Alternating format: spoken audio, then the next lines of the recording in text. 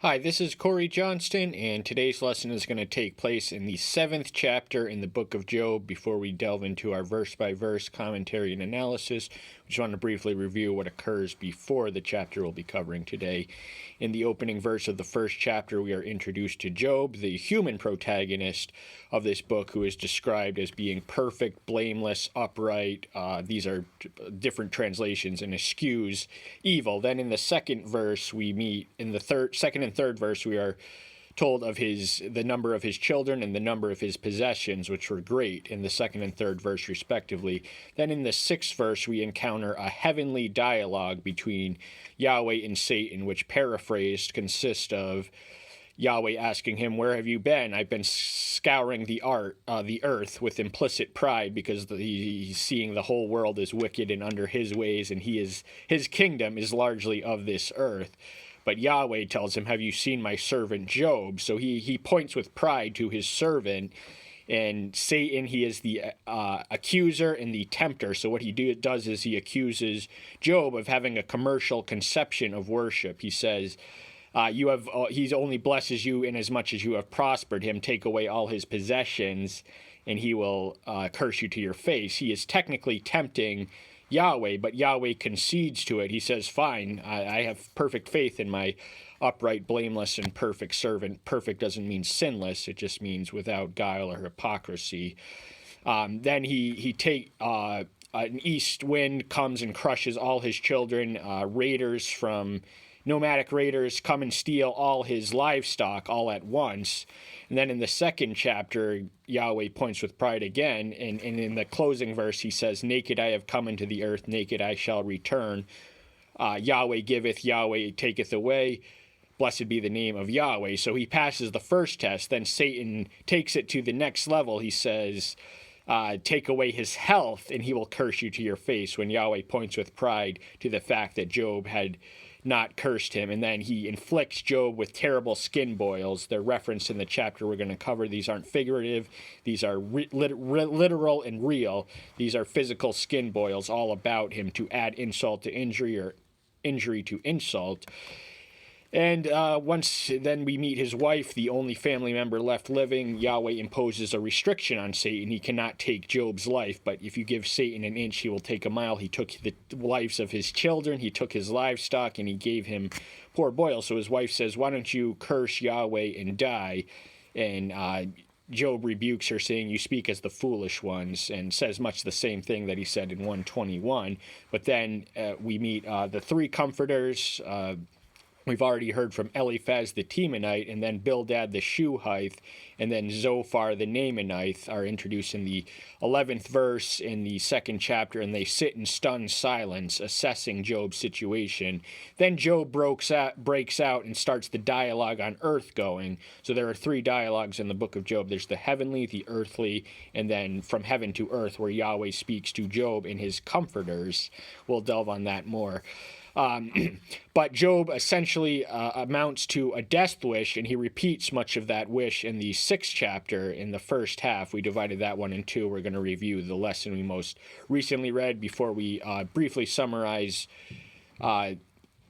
the nature, not the contents, of Eliphaz's argument. Eliphaz, twice in two chapters, chapter 4 and 5, he argues from the vantage point of observation. And the problem with arguing from observation is human observation is, objectively speaking, so limited. None of these men were privy to the dialogue in heaven. None of them knew why. They knew that Job was afflicted, but none of them knew why. It was to test him and refine him. And then Job responds accordingly in the sixth chapter, reiterating, saying his incalculable grief, and he renews his death wish. Then the 14th verse, where we picked up in the most recent lesson, "To one afflicted, kindness, even the one forsaking the fear of El Shaddai." So he's pleading for mercy and empathy and kindness. They see him in his situation, yet they cannot put themselves in his shoes. they come with accusatory, they automatically assume that he must have sinned, because sin apart from suffering is inconceivable in their mind. And of course, sin is the root of all suffering, but human agency and the overlap and interchange of our moral agency does affect that. Sometimes Yahweh has nothing to do with our fortunes or lack thereof, but he's pleading for empathy. Can't you see I'm in pain? And show a little mercy. My brothers are as undependable as a wadi on a bed which streams once ran. So the brothers, he considered them his friends. He elevates them to the status of brothers. These are his three comforters, even though he's only heard from one so far. The word is pluralized in the 15th verse, but much of the two other so-named comforters reiterate and regurgitate essentially the argument of Eliphaz, and so he considers them undependable. They are not comforting. They are not giving him valid counsel. They are pointing the finger and saying, confess your sins, but Job maintains his innocence and his integrity throughout. When it is warm, they cease to flow. When it is hot, they vanish from their place. So he's referring to his brothers, his friends, as fair weather friends. They were with him when he was on top, when he was prospering, but now that he was on bottom, they were there with him, but they weren't there for him. They were taunting him and accusing him. So he was accusing them of fair weather friendship. And there is another dichotomy: the fair weather faith and the foul weather faith. Job had both. He maintained his integrity when Yahweh had rewarded him for his righteousness, and he was not about to forsake him, even though he felt forsaken by Yahweh, which is understandable. In verse 24, teach me and I shall be silent, and show me where I have gone astray. So he's saying that they are not teaching him. They have not taught him anything new. He has not learned anything from them, and he would shut his mouth if they told him any valid information or insight to his condition or plight. But he has the assumption that they all have the assumption that a supernatural power is at work, and of course they're correct. It's just not the one they think it is. It is Satan who is inflicting this misery and ruin on him. And Job, suffering is not always directly, it's not so simple that you sin and then you suffer. A lot of times, the overlap and interchange of human agency interferes with the economy of divine justice. You would cast lots over the fatherless and make merchandise of your friend.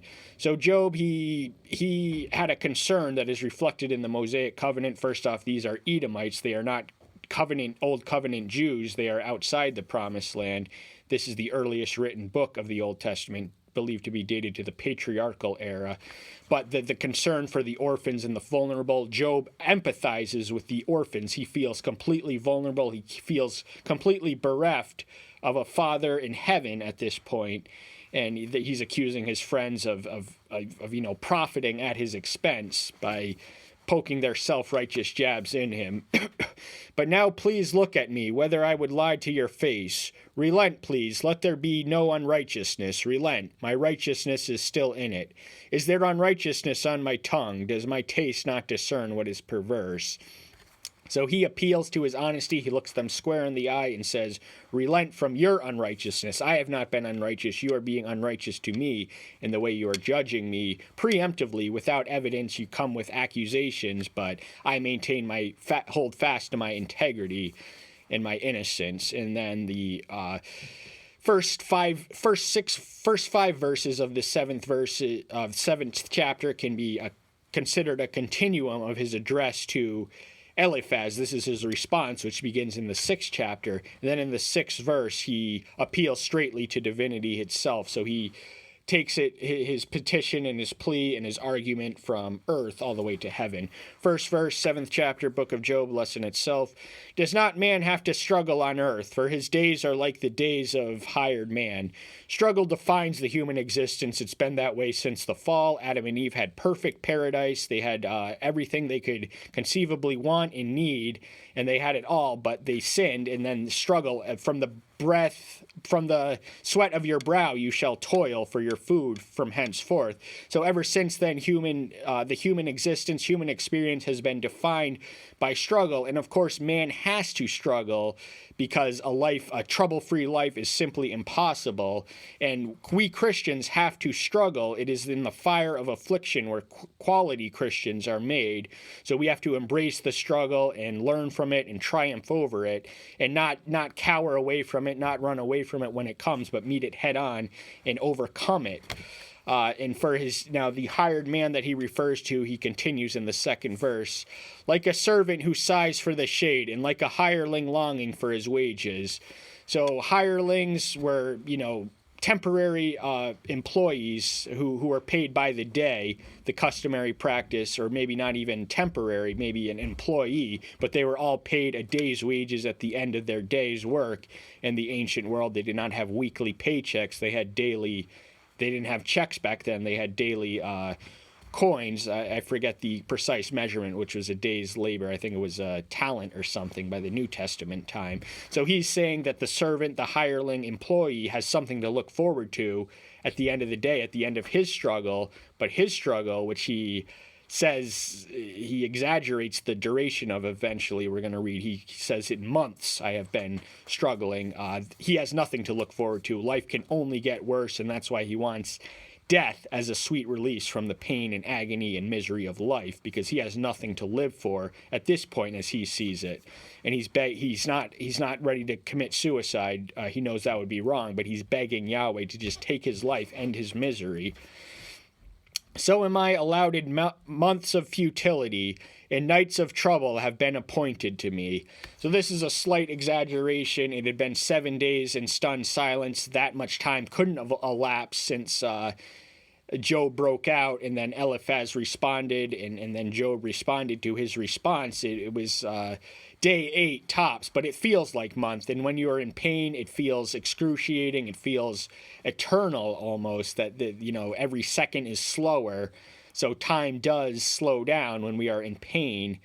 And he's been allotted, so he knows he's been assigned by a supernatural power this testing, this discipline, for a discipline he didn't deserve. He hadn't done anything wrong. He was disciplined. He was more tested more than disciplined. I think Eliphaz uses that word, despise not the discipline of El Shaddai in 5:17, but he was in fact being tested.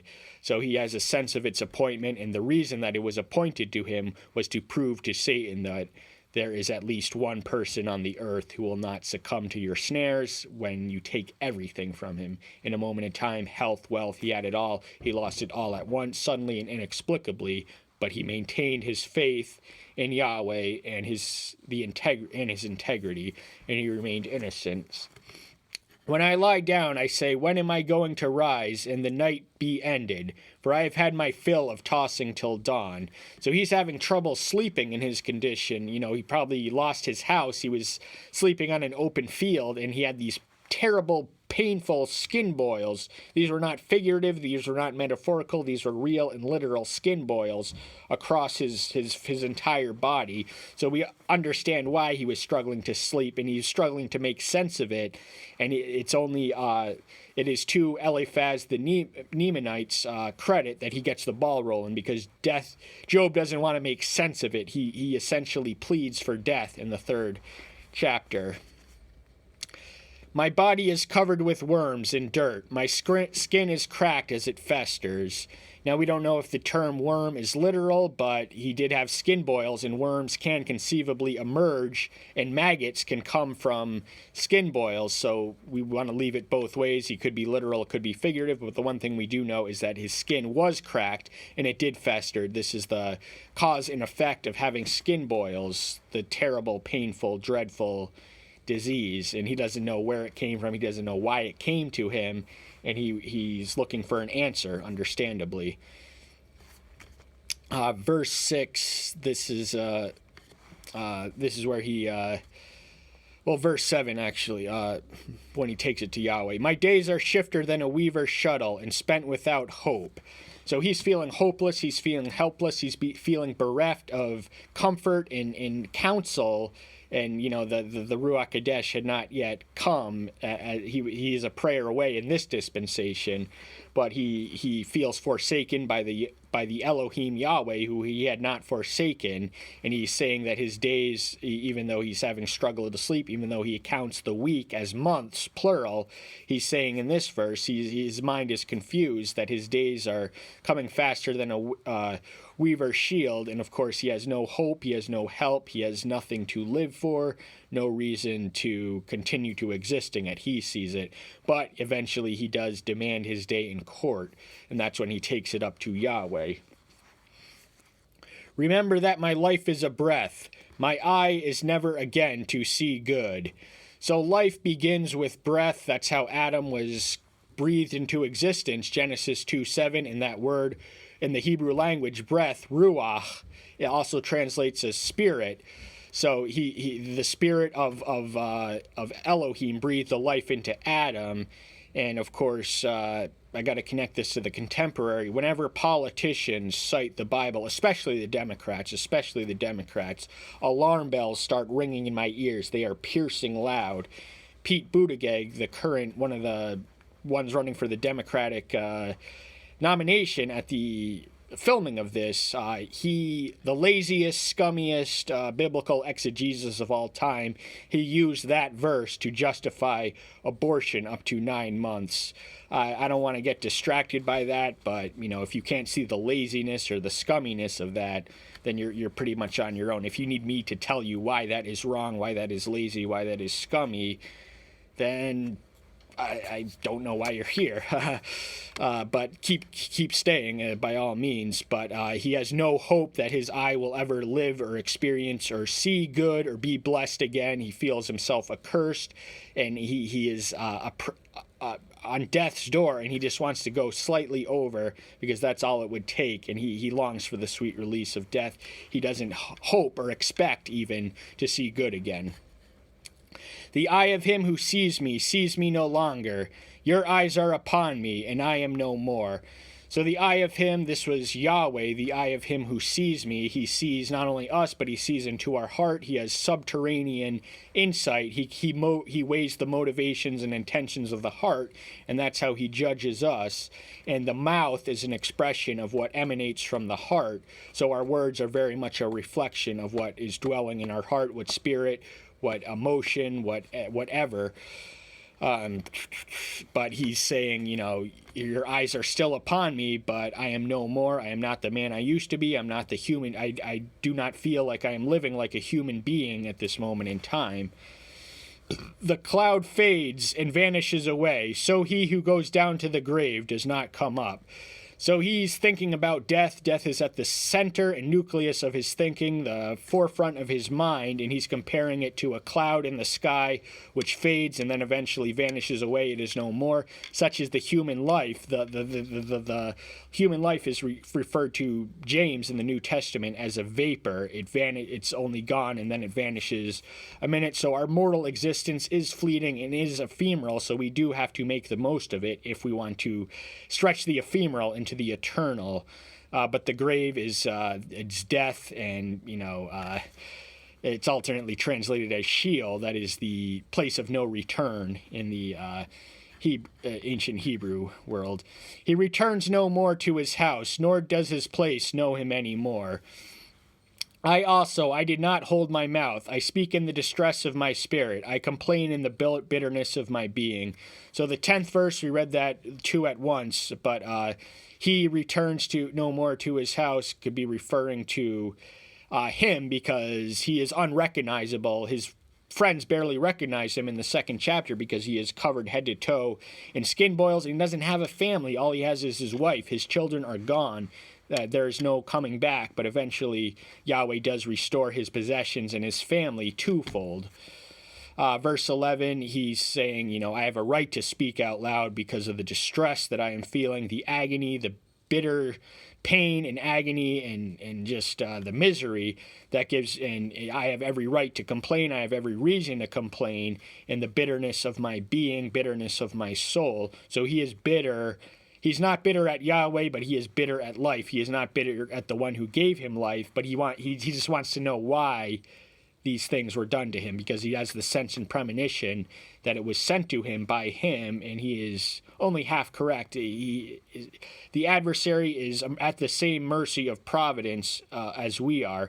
So Elohim controls, he is sovereign. The adversary cannot operate without his behest or permission. Am I the sea or a sea serpent that you put a guard over me? So the sea serpent would have been Leviathan. He is explicitly mentioned in 3:8 and also in the 41st chapter. This was the mythical sea spirit, the sea dragon of mythical times. It was connected to the Canaanite sea deity.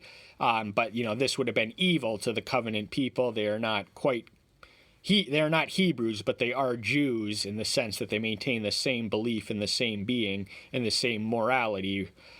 So he's saying, why are you treating me like I am Leviathan? I am no threat. I am no harm. I have not done anything to anyone.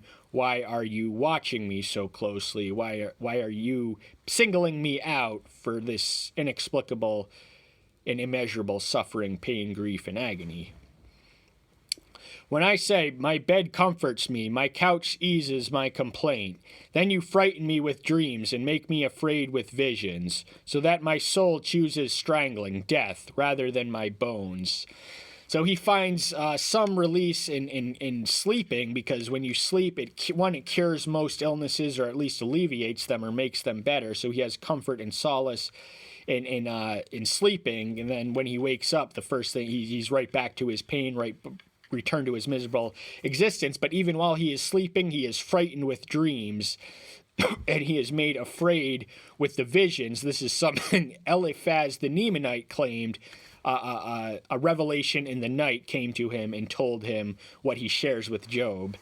And his soul, if it was up to him, he would choose death rather than to cling on to life, or just to keep his bones. That is roughly translated as life. Strangling and death are synonymous and interchangeable in that verse. I have wasted away. I would not live forever. Leave me alone, for my days are a breath. So he's talking to Yahweh. He says, look at me. Look at my condition. I am wasted away. I am deteriorating physically, spiritually, emotionally, mentally as we speak. I am a mortal man, and my days are as a breath. This life is only a vapor and a shadow. So he wants to be left alone for the remainder of his life. Just take away this torment from him. Stop tormenting him, because he is clearly physically, mentally, spiritually, and emotionally deteriorating. He is at death's door. And, he is aware of his mortality. He knows he's not going to live forever. But in the 19th chapter, he does prelude the resurrection by saying, I know that my Redeemer liveth. What is man that you should make him great, that you should apply your heart to him, that you should visit him every morning, trying him every moment?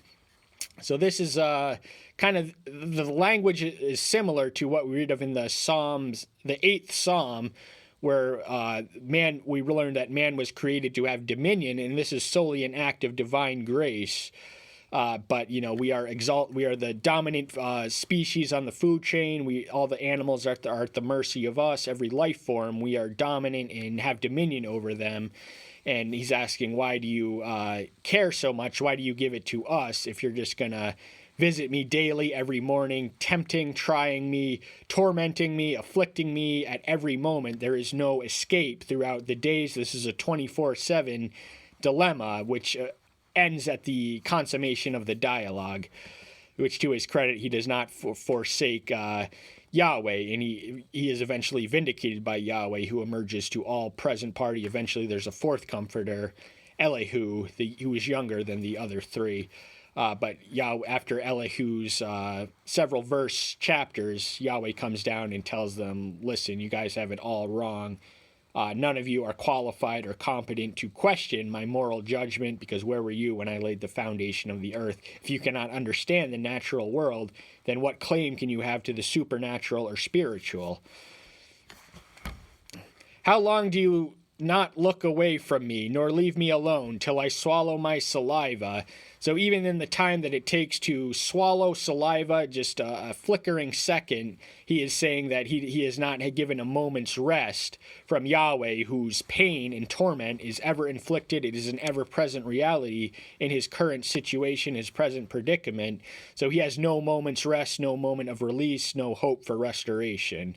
Have I sinned? What have I done to you, O watcher of men? Why have you marked me as your target, so that I am a burden to you? So he's taking this personal, and that is somewhat sinful in itself, but we don't really want to get distracted in that argument. In that, but watcher of men, he's saying, he's speaking to Yahweh, as he has been since the 7th verse.